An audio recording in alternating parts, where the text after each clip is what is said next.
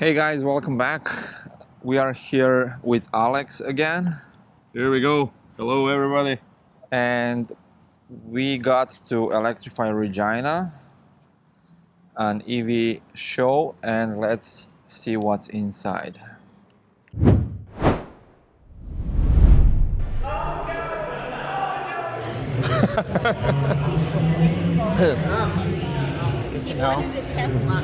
Okay, let's see what we have here. There's your catalog. They look cool. Do you like Rivian? Nah, not sure about that, but I did drive Cadillac Lyric. You did? Oh yeah. Actually, the vehicle is scary quiet. Literally, like it's scary quiet. What about this one? I'm not sure about Toyotas, to be honest.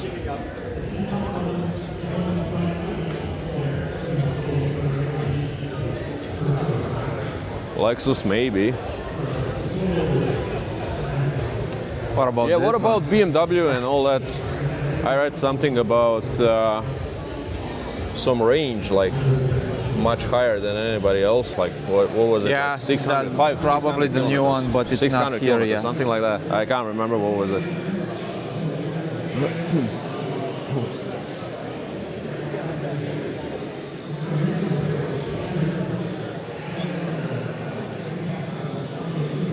Hey, good, yourself? Yeah. We're just doing some videos on the outside, and then we'll check probably all of them. Yeah, BMW and interior. Nobody else. Nobody else. Like they're just different. Everybody else can just sit and watch.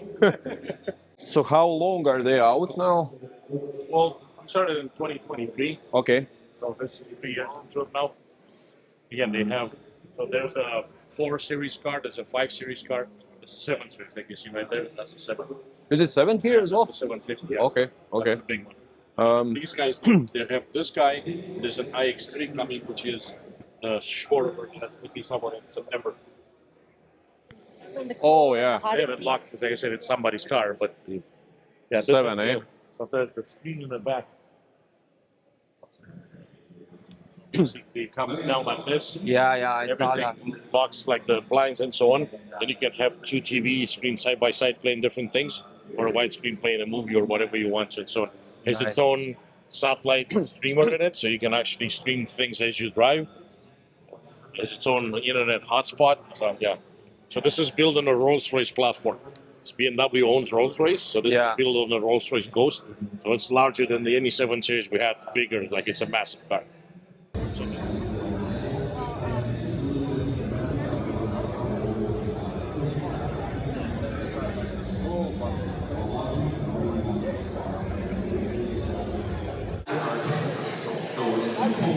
the car is able to keep the batteries up to heaters and still know where it's at. Very quick. It's either resistive or as you'll see in the next video, within a couple minutes, it does start to get quite warm. The traction control is also superior in the EV because the motors are they're very high torque and are able to modulate that power. So rating and of course they're very, very good.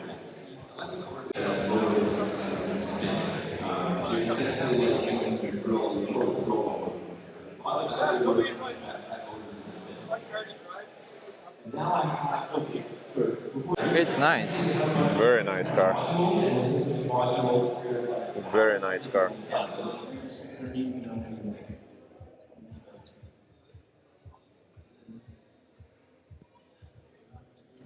All kinds of adapters here. CCS to NAX. So cold.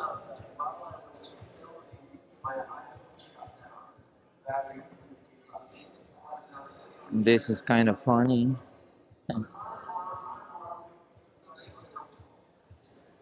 Silverado. What I like here you can lower the back part of the truck and make it longer. So there you go. You can see that it does work very well in winter. And I'll be coming up on my. Let's see how it looks inside.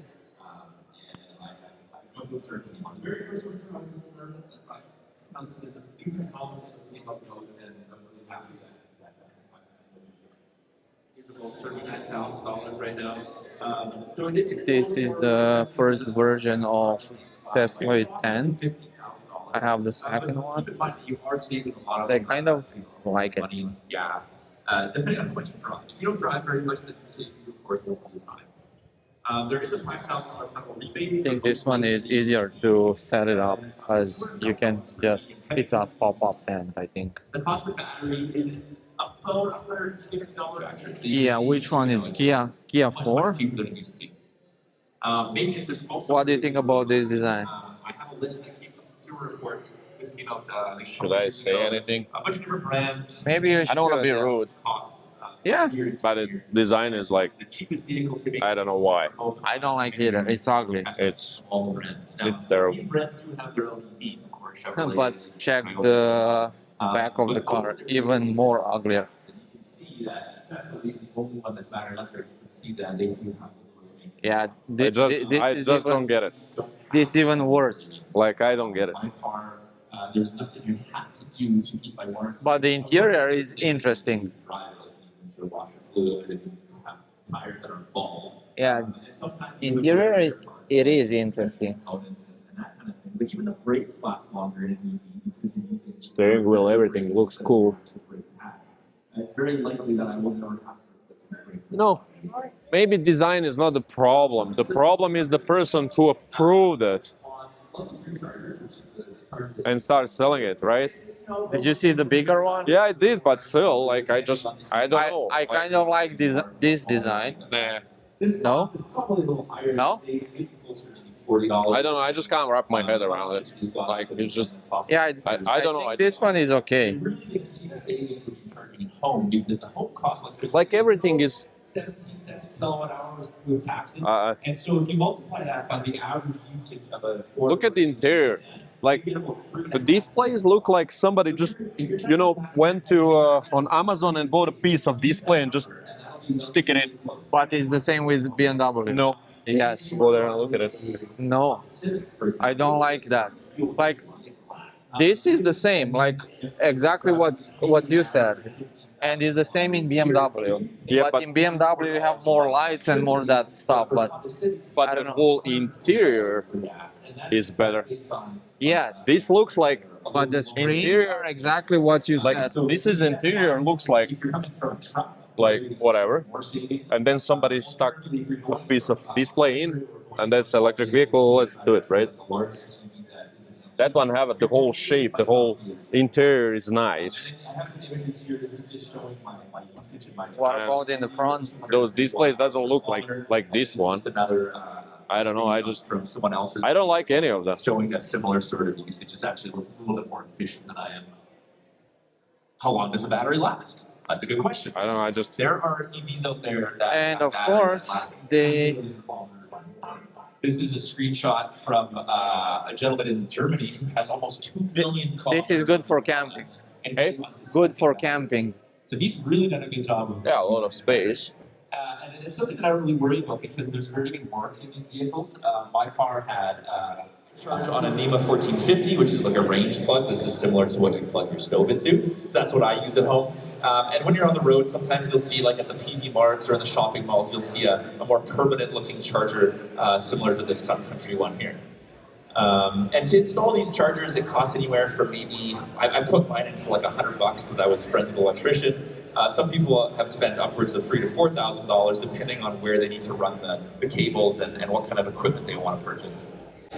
So that's level 2 charging. That's what you'd see, like I said, at home, maybe shopping malls, at the ski hill, that kind of thing. Level 3 charge is what you're going to see on the highway.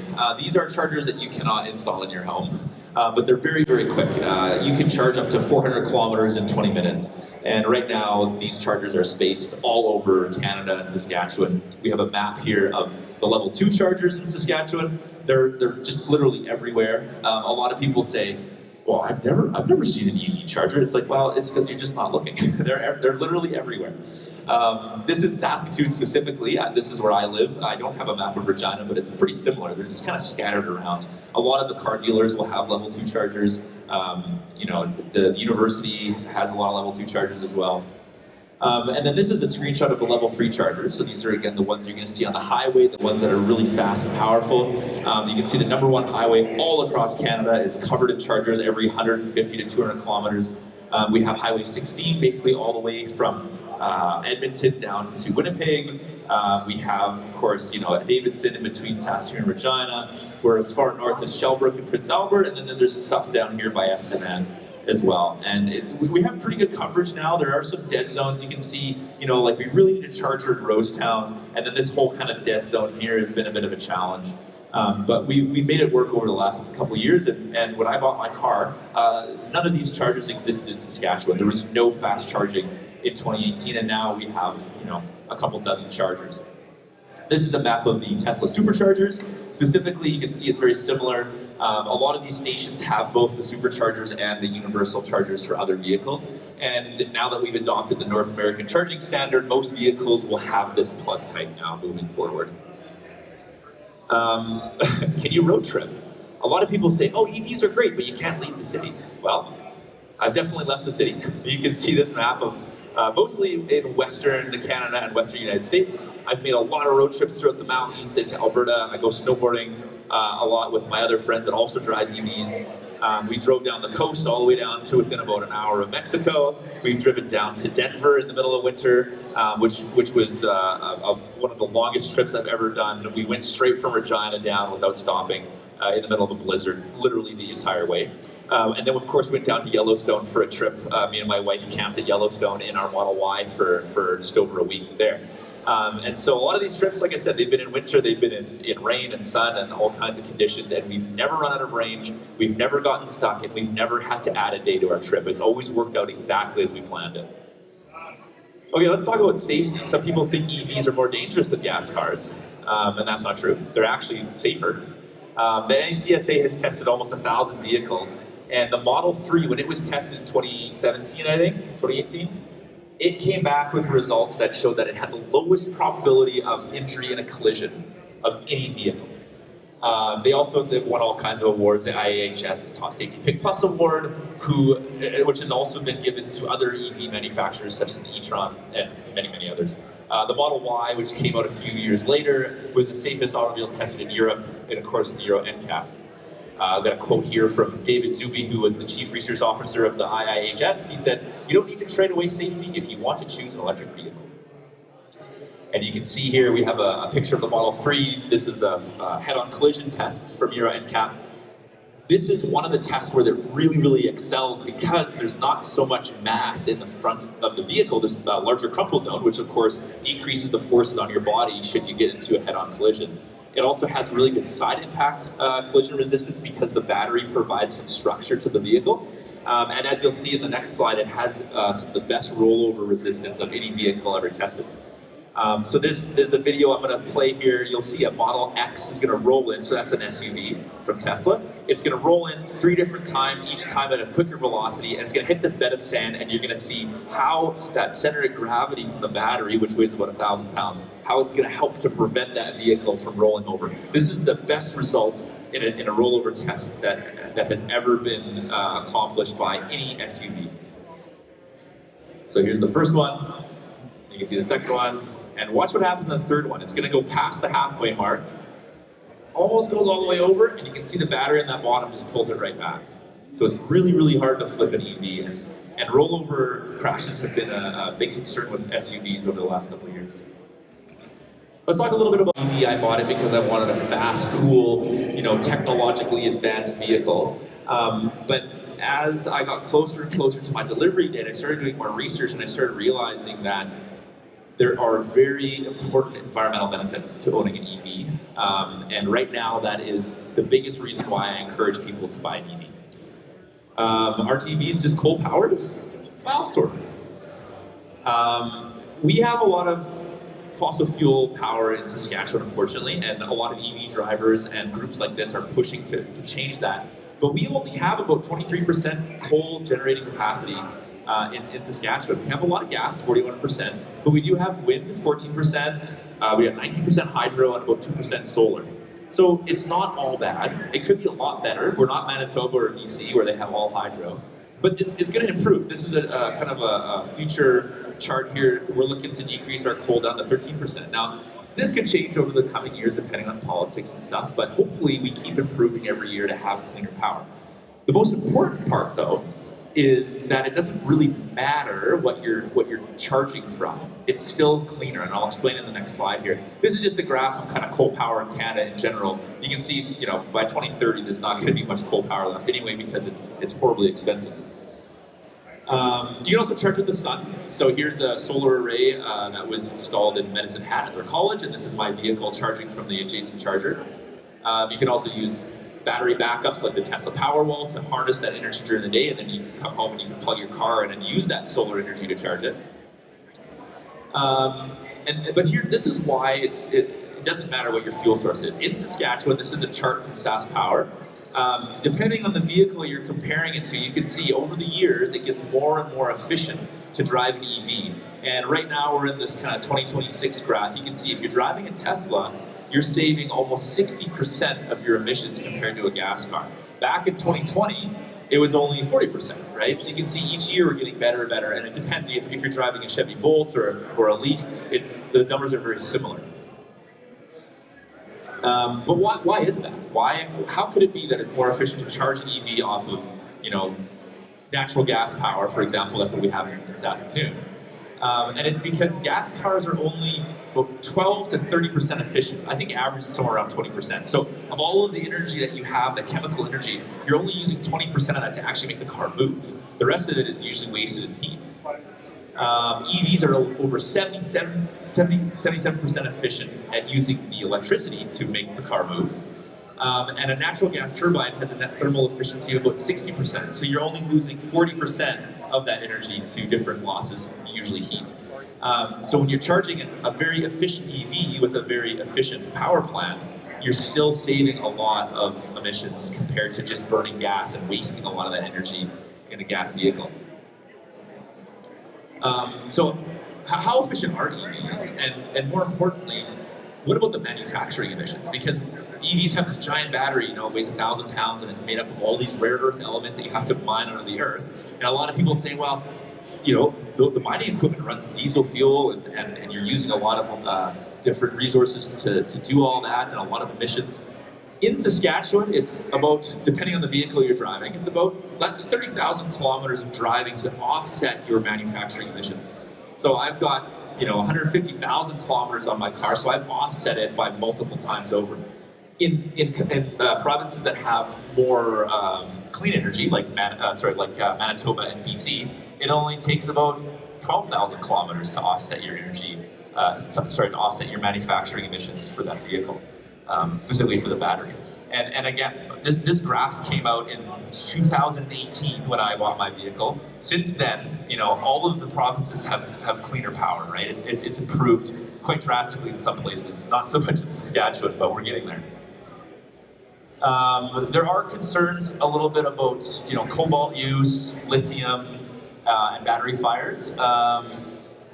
It's cobalt use. So the problem with cobalt is, especially in the Congo, there's a lot of ethical concerns with how it's mined, and a lot of manufacturers are really starting to get away from cobalt because of that. And the cobalt they do use, they're trying to source ethically. So how much is actually in a battery? Well, a Model 3 battery uses about 4.5 kilograms of cobalt. But there's a lot of Tesla batteries that don't use any cobalt. BYD uses no cobalt in their batteries. They've gone completely to lithium iron phosphate. And then there's about 2 to 3 kilograms of lithium carbonate per kilowatt hour. So in a 80 or 70 kilowatt hour pack, you're looking at a pretty big bucket of lithium. But there's a lot of lithium on Earth, and it's not really that hard to mine it. And I got a quote here from the Meridian International Research Institute in 2010. It says the share of total environmental impact of e-mobility caused by the battery is about 15%, right? So some people think the battery is like 90% of the environmental impact, and it's really not that high. So it's easy to offset that when you factor in the fact that you're not using gas anymore. This is just a little graph of where we thought. And this, I'd like to talk a little bit about the EV market as well as the EV community. So EVs in Saskatchewan, I don't have super recent data here. I think it kind of went down a bit and now it's going back up. So you can see here that back in 2018, this is when I bought my car, there was like 10 of us. And since then, this graph has really skyrocketed. I just want to point out that it includes both the battery EVs as well as the plug-in hybrid. So it's not just the battery electric only, it's both. And the total between those, in 2023 was about 2,800 vehicles. And today in 2026, we're well over 3,000. So this is a really nice graph. We like to see this adoption rate. It's exponential, and it really gives us a lot of optimism for the future. Now, that's Saskatchewan. It's not as good as the rest of Canada. Our market share is only about 2.5%. Other provinces that have better incentives and better charging infrastructure are upwards of 15%. You can see Quebec and BC, which have very, very good incentives. They've really gone hard with EVs, and they have. If you ever go to Vancouver, you'll see every car's an EV now.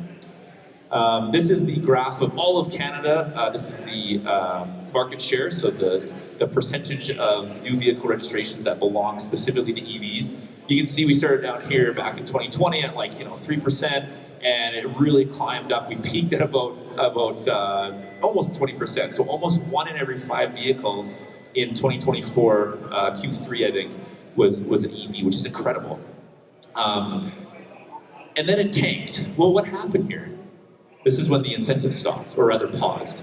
And then the incentives came back, right? So now our curve's going back up again. So a lot of people say, we don't need these incentives. Well, this graph really shows that incentives are very important. This is the federal incentive that got paused here. Provincial incentives are also helpful, and we're always pushing them to look into doing that. And unfortunately, here in Saskatchewan, we have the EV tax, which is the opposite of an incentive, which I think is very backwards, and I'm very much against. But we rolled the punches, and we're still here. So yeah, we have a lot of organizations in Saskatchewan that are working towards accelerating the adoption of EVs. We have the Tesla Owners Club. There are hundreds of clubs around the world in 20 countries, 20 plus countries, with over 100,000 members. There are about 200 plus members in Saskatchewan, and we do events. We help out with the other EV organizations like SEVA and SaskEV. This is a picture of us here in Regina. This is the very first supercharger station that opened in Saskatchewan. We came down here, I believe this was 2019. We brought a cake, we had the flamethrower, we put bows on the chargers, we had a lot of fun that day. And since then, like I said, we have got chargers all over the place. I'm also a member of SaskEV, which was founded in 2017. We've had over 50 events. And here's a picture of one of our very first events in Saskatchewan at Preston Crossing. We had a small group of EV enthusiasts come out.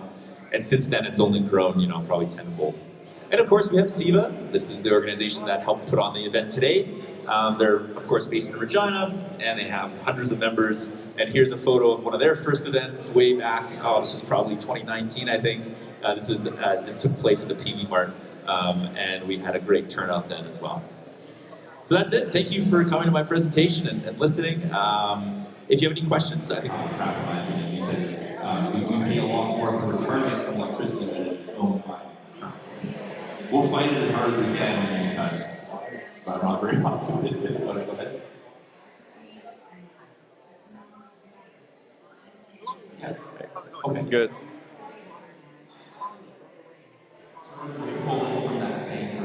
So the solar energy was one of the most smart.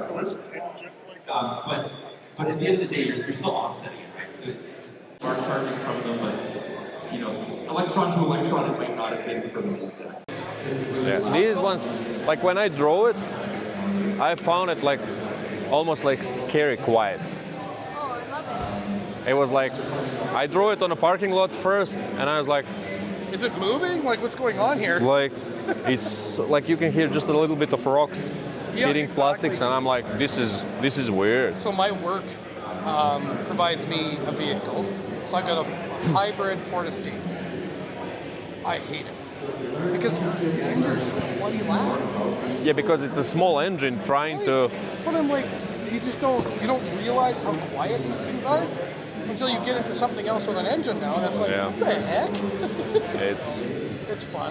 No, I think we're gonna pull the plug next year and Yeah. get rid of any like engine vehicle. Yeah. What are you looking at? I think I'll go with Y. Oh, the Model Y. Yeah. Yeah, friend of mine has one. I drove all of his vehicles so far. He's already on third Tesla. Yeah. Yeah.